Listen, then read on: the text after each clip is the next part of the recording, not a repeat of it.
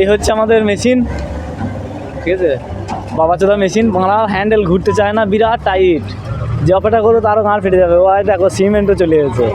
বাকিটা আমি তোমাদের বলছি, চলো।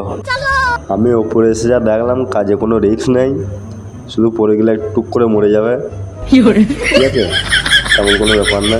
মাথায় হাত তুলছে, ওই লোকটাকে বললাম যে হাত দিয়ে রসা দুটো ধরো, নাহলে জমরাত তোমার পা দুটো ধরে তুলে নেবে। বলার সঙ্গে সঙ্গে রসাটা ধরে নিল। এদিকে ঘুরিয়ে দেখি একটা কালো বাঁদর বসে, এই নয় এটা আমাদের লেভেলিং না না, এদিকে কাজ হচ্ছে। এ মানে তো বলছে আমি বাঁদর বলেছি বলে কিছু বলতে, ও বলছে কী করবি, ছোটো ছেলে বলে ফেলেছে, বলি না কোনো দিন। যাই হোক, এরা গান মারাক, কাজটা কতটা উঁচুতে একবার দেখে নাও, তোমরা নিজে চোখেই দেখো।